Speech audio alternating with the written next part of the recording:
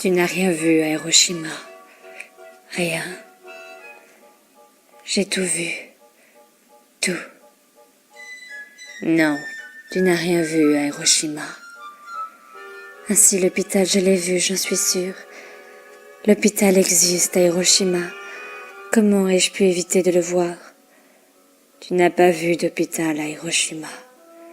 Tu n'as rien vu à Hiroshima. 4 fois au musée.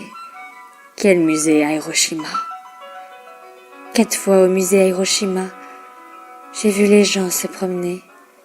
Les gens se promènent pensifs à travers les photographies, les reconstitutions faute d'autre chose, à travers les photographies, les reconstitutions faute d'autre chose, les explications faute d'autre chose.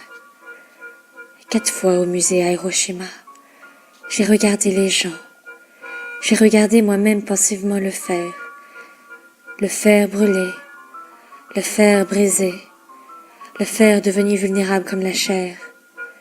J'ai vu des capsules en bouquet. Qui y aurait pensé? Des peaux humaines flottantes, survivantes encore dans la fraîcheur de leur souffrance. Des pierres brûlées, des pierres éclatées, des chevelures anonymes que les femmes de Hiroshima retrouvaient tout entières tombées le matin au réveil. J'ai eu chaud, place de la Paix. 10 000 degrés sur la place de la Paix, je le sais. La température du soleil sur la place de la Paix. Comment l'ignorer? L'herbe, c'est bien simple. Tu n'as rien vu à Hiroshima. Rien.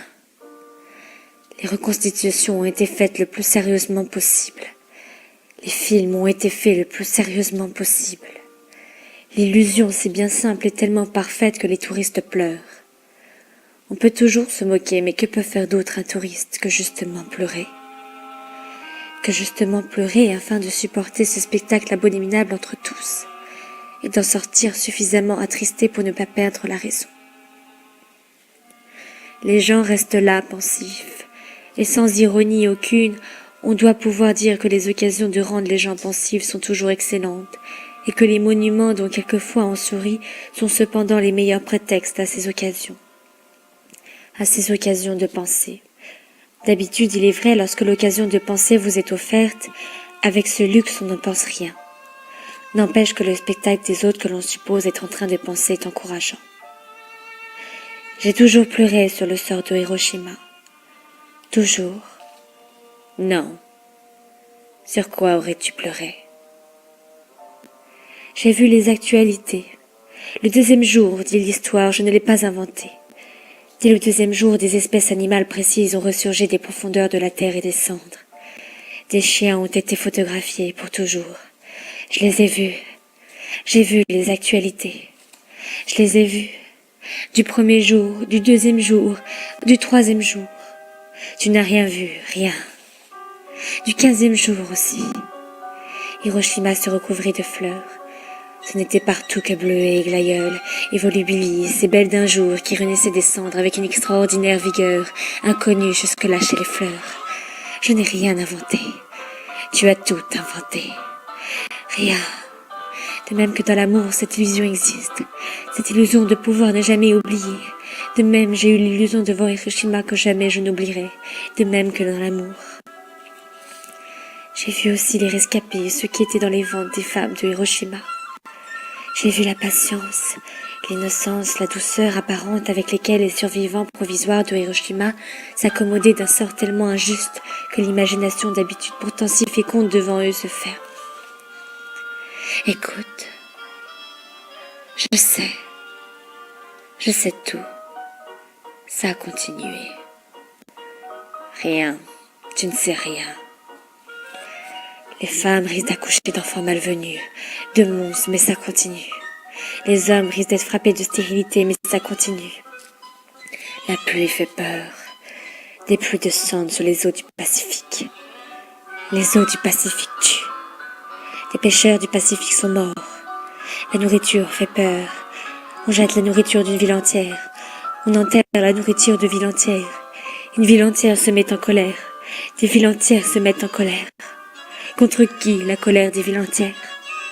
La colère des villes entières, qu'elle le veuille ou non, contre l'inégalité posée en principe par certains peuples contre d'autres peuples, contre l'inégalité posée en principe par certaines races contre d'autres races, contre l'inégalité posée en principe par certaines classes contre d'autres classes. Écoute-moi, comme toi je connais l'oubli. Non, tu ne connais pas l'oubli. Comme toi je suis dotée de mémoire, je connais l'oubli. Non, tu n'es pas doué de mémoire.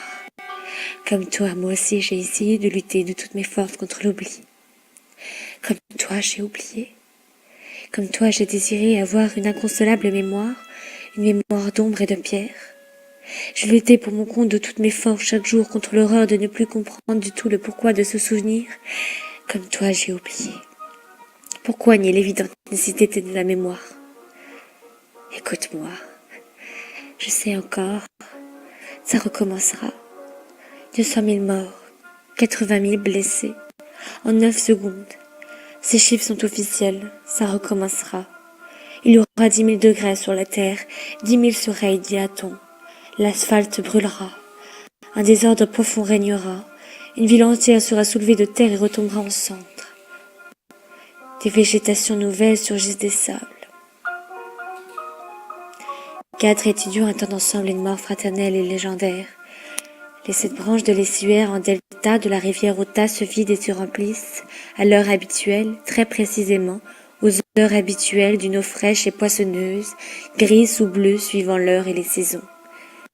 Des gens ne regardent plus loin des berges boueuses la lente montée de la marée dans les 7 branches de l'estuaire en delta de la rivière Ota.